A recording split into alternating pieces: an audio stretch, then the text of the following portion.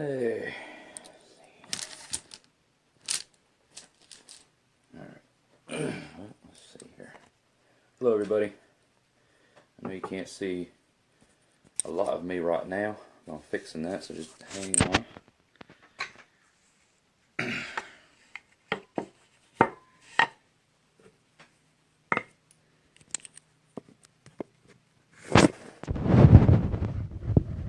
That may not work. Maybe. Sorry, guys. Just bear with me here. We're getting things set up. Trying to get things set up, and I'm having some difficulty with that. So just that'll work. Get back there. Alright. Welcome everybody to this week's version or edition, episode, whatever you want to call it, of Midgard Musings. I am your host, Jesse. And I'm just gonna get some music going here, just to add a little bit to our ambiance. So let's say hi to everybody. So far, I see Alex is checking in, Darcy is checking in, and Scott, so far as I see, was watching. So welcome all of you who are currently tuned in, and thank you so much for stopping by and discussing some stanzas with me today. So this week we are going to be hitting the stanzas 10 through 18 in Hávamál, and as usual we're going to be continue reading from the translation of the Poetic Edda from Dr. Jackson Crawford. So there's that. Hope everybody's having a great day so far. We've had a pretty busy and eventful weekend, and spending time with friends and hitting up shows and shooting music video and stuff. So it's been a lot of fun. It's been a lot of good times this weekend so far. So, all right, we're about to ready to start here, guys. Just waiting a couple more minutes to see if anybody else joins us. Welcome there, Johnny. Hello, Bobby. And thank you guys for tuning in and watching. Like I said, we're about to start discussing the next 9 stanzas of Hávamál. So, let me just turn this on. Hopefully it won't be too obnoxious. And we are rolling. Alright. Let's do this here. Sorry guys, we're almost there. Alright. The internet's being a little silly for some reason, but okay. Here we go. Alright. So here we go now, guys. Stanza 10 of Hávamál. A traveler cannot bring a better burden on the road than plenty of wisdom. It will prove better than money in an unfamiliar place. Wisdom is the comfort of the poor. Have your wits about you is what this tells me.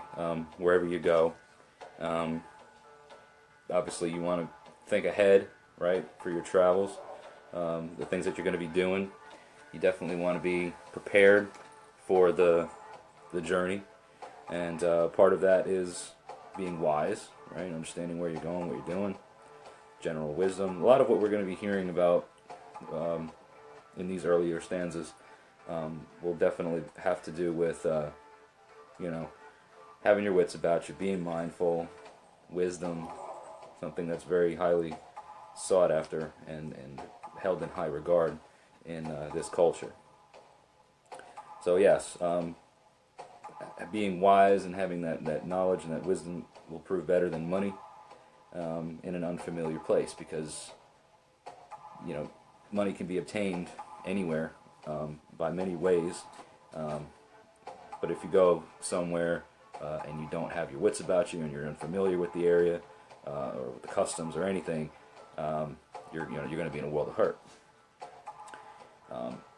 So here we go, stanza 11. A traveler cannot bring a better burden on the road than plenty of wisdom, and he can't bring no worse a burden than too much alcohol.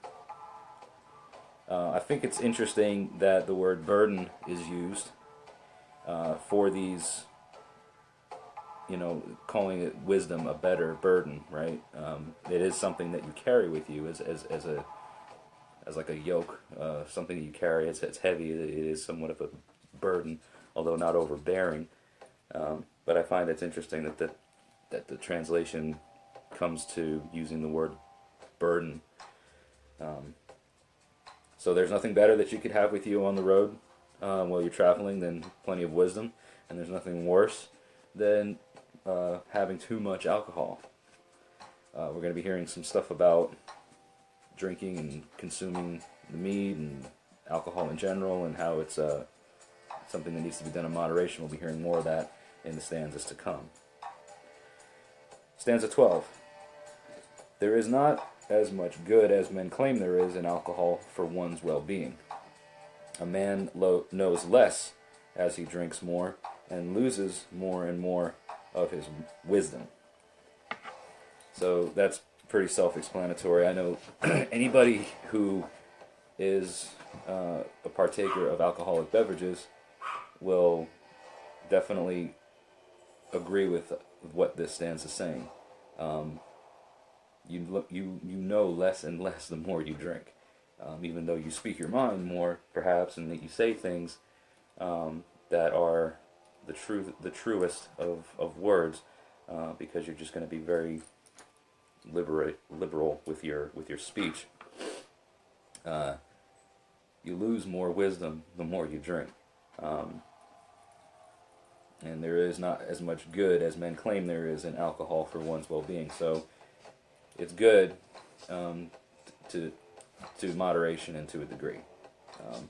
Moderation is something that's very highly esteemed in this culture, as we'll see and hear more about that in more stanzas to come as well. Stanza 13. It's as if a memory-stealing bird flies overhead while you drink, and steals your mind away. I myself have been trapped in that bird's feathers when I drank at Gunnlöth's home.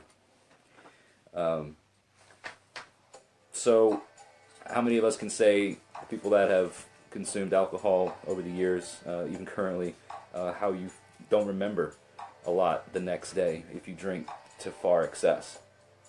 It's like you don't have any memory of the night before or the day before when you wake up hungover and after having drunk too much. So it is. It's like a memory-stealing bird flies over your head, stealing your mind away. Odin is talking about experiencing this himself when he was at Gunnlöth's home after seeking the mead of poetry. In stanza 14, he continues. He says, I was drunk. I was too drunk at Fjallar's house. The best kind of feast is the one you go home from with all your wits about you. Let me see who's commenting here. Alex is stanza 12 will always be my favorite one. Yes, Alex, it is a good thing to be reminded of. I see William Travis Woods is watching. Welcome, William, to the discussion right now. We're discussing Hávamál, stanzas 10 through 12. This is the second week of Midgard Musings. We're discussing the Hávamál, 9 stanzas at a time. Last week was 1 through 9. This week we're doing 10 through 18. For those of you that are just tuning in and watching and listening. So let's recap. Stanza 14 was, I was drunk. I was too drunk at Fjallar's house. The best kind of feast is the one you go home from with all your wits about you. So even Odin, in all his great wisdom, enforces and encourages the moderate use of alcohol, not to get so drunk that you have your memory stolen from you due to that, and that you still have your wits about you when you leave from a gathering, a party, any sort of thing like that. Now, this may seem like an outdated sort of thing as far as some of these, but I feel like a lot of the stanzas can be applied to modern day, especially modern heathens, of course, because drinking is something that is a very cultural part of our beliefs. It's, alcohol is used in bloats, to be used for having frith with your fellow heathens. So it's always something that we have to be reminded of, that as we partake and as we indulge ourselves, not to let it get too carried away to where we could hurt ourselves and hurt others around us. Stanza 15. A noble man should be silent, thoughtful, and bold in battle. But every man should also be cheerful and happy till the inevitable day of death. So this is something that I like to be reminded of as far as how to carry myself as an individual and as a person. Hi, Derek. Derek just checked in. Derek Pierce, another heathen friend of mine. Welcome to Midgard Musings, my friend. But back to the stanza 15. Noble man should be silent, thoughtful, and bold in battle. You're going to learn more by listening. So to be silent and to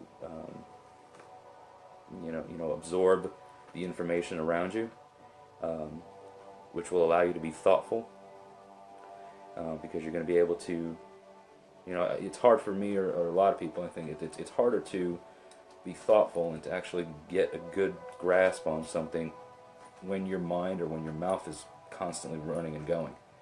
You need to have that silence to be able to think and be thoughtful and bold. Whatever you set yourself out to do. It could be a physical battle, but I could also take this to mean as something that's maybe not just war, not just battle, but in anything that you do. Be silent, be thoughtful, be bold. Every man should also be cheerful and happy, right? Nobody likes somebody who's always in a foul mood. You can be all of those things. You can be silent, thoughtful, and bold, and still be happy, and still be cheerful, and still find things in your life that bring that cheer and happiness to you, till the inevitable day of death. And in that death day, meet it with boldness and with bravery. It was my understanding that the Norse old world view of death and the heathen aspect wasn't ever really thought too much of in depth when it came to what's going to happen after I die. Of course, there's always the for the warriors and for those who died in battle, it was Valhall, or Freya's Hall, whichever you were selected to go to after your death. But I don't see a whole lot of talk in the sagas about death and the afterlife. There are obviously certain things that we as heathens have a belief in, of what there is after we die, but it was more important to live with honor and to live with integrity and to build your legacy and things like that in your life, not so much about what was happening in death. So that was a little bit off of course there, but just something that I wanted to touch on. Stanza 16. An unwise man thinks he'll live forever, if only he can avoid a fight. But old age will give him no peace, even if weapons do.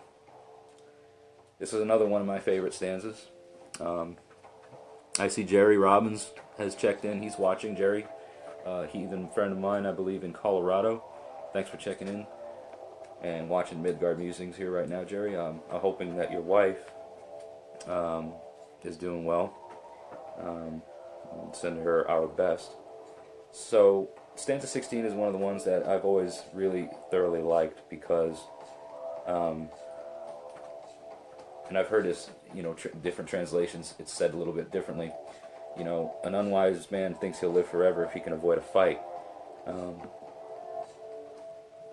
Just because you not necessarily want to look and run to get involved in a fight, but don't avoid them. don't avoid confrontation if it comes to you. Be bold about it, because you may think that you'll live longer and live forever because you're staying out of harm's way. But old age won't be kind to you, even if weapons and spears and other things like that, if violence avoids you, if you avoid violence, it's not going to necessarily mean that you're going to have a peaceful existence after that, because you have old age to deal with. Checking out the comments here now, got James McCandless watching and Michael Johansson. So thank you, fellas, for checking out Midgard Musings today. We started with stanza 10 and we just read stanza 16, so we have 2 more stanzas to go. Everybody that's watching is definitely up for, I'm up to hearing your comments as you're watching this, so definitely please feel free to voice your opinion. Talk about some of these things, even as you feel so inclined. So, wet my whistle a little bit, talking. Then we were talking about drinking earlier and stuff. Last night I did have a lot to drink and a little dry mouth today, so it happens. Alright, I see Stephen Beatty is watching. Hello, Stephen. Thank you for checking in today and watching Midgard Musings. We've already covered the first 6 of 9, or 7 actually, of 9 stanzas. So we have 2 more to go. Now we're at stanza 17. A foolish man misuses his mouth. He talks too much or says nothing. As soon as he gets a drink, he'll say anything he knows. So a lot of cautious words, or words of admonition here, if you will, from Odin regarding drinking and drinking too much and what can happen when you drink too much. You'll have a memory-stealing bird fly over your head, right? Or so it seems. And then you'll get to be you'll turn into a fool who just says anything that you know, regardless of how important it is or how beneficial it is. You'll just be flying off at the mouth. How many people have we been around? I know I've been that person. I've been that drunk idiot blabbing on that people are just probably going, wish he'd shut up, But it's interesting to me that Odin says that the foolish man misuses his mouth. He either talks too much or says nothing. So that you see, you can't be one extreme or the other, You want to say what you have to say. You don't want to say any less or any more than what you have to say. Jason Cotter, I see Jason's watching as well. So thanks for tuning in and watching, Jason. Really appreciate everybody checking out Midgard Musings this week. We just read stanza 17, and we are now at stanza 18, which will be the last stanza for today, before we discuss a little bit more about some things. Alright, so stanza 18. Only a man who is wide-traveled and has wandered far can know something about how other men think. Such a man is wise. Alright, so that to me, it enforces the theme that Odin has been keeping in this series of stanzas recently, wherein we're talking about wisdom and being somebody that goes abroad and gains wisdom from traveling. You become cultured. I know I mentioned this in the last video. You become cultured. You understand the customs and the ways of the communities and the people around you wherever you go, even if it's within a domestic circuit. If you don't ever leave the country, but you still visit different states or different cities within your own states, you'll see sometimes cultural differences in the areas that are not the same as the one where you're from. So only a man who does these things, who travels far and wide and has wandered in different areas, can know something about what other men think, because you're not going to know how other men think unless you're around them. That's pretty obvious, Some of the most simplest people, and I don't mean simple in a bad sense of the word, but some of the most uneducated people or uncultured people never even leave their own town their whole lives, or never leave this vicinity of an area in their whole lives. So they lose out on that cultural wisdom that comes from traveling. And such a man is wise that does these things. So, it's definitely encouraged by the All-Father for us to travel, and to be well-traveled, and to be wise when we do so, not to consume too much alcohol, when to go to feasts or gatherings and things that we are able to consume, beverages of alcoholic natures with, is to not overdo it. Leave early with your wits about you instead of staying too long and getting too wasted.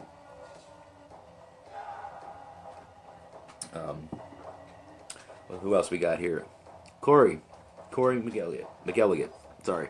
Corey's checking in, upstate New York. What's going on there, man? We're actually going to be, my wife and I are going to be upstate, not quite as far up as you, but in the Hudson Valley where my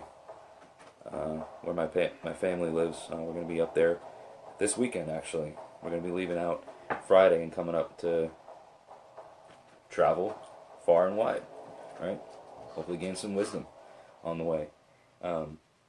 And also, just now that we're talking about that, guys, I know I said that every Sunday at 3 o'clock we would be doing our, these video sessions, these Midgard Musings. Next week, actually the next 2 weeks, because I'm going to be in New York, and I'm going to be with family, and I actually won't be back in Tennessee until Sunday, April, whatever that is, I think 8th. So I'm going to be getting back in from traveling from New York on April 8th, and probably I'm going to be getting back way too late in the day, first of all, to even do one of these videos, let alone have the energy to want to do it. So next Sunday and Sunday, April 8th, so it'll be Easter Sunday and Sunday, April 8th. There will not be Midgard Musings here. We'll resume that the week after the 8th. And I'll keep everybody posted on that. So it'll actually work out pretty good that I'm out of town, because I'm sure on Sunday, for those of you guys out there who may observe the Easter Sunday holiday with family or anything like that, now you don't have to worry about missing out on the video or checking it out at a later time if you wanted to watch it live. Got Dingo Reed, my brother from another mother, one of the best heathens I know. Learned a lot from him, checking in and watching now. So that, guys, we've pretty much done our covering of the 9 stanzas for today. We went through stanza 10 through 18, talked about some stuff related to not drinking too much, and not being a fool when it comes to our mouths, and not saying enough or saying too much, being well traveled. A lot of good stuff today, I think. So I hope that everybody that got to watch and is watching right now, or that gets to watch this later, got some good stuff out of this session for today. I know I did. I love doing this, and I love sharing what I think with everybody else. And I, again, look to see or hear what you guys think down there in the comments. So definitely feel free to share this video. It is a public video, so if you do share it, I would greatly appreciate that. If you have people who you think would like to be a part of these every week. So for now, Skull to each and every one of you.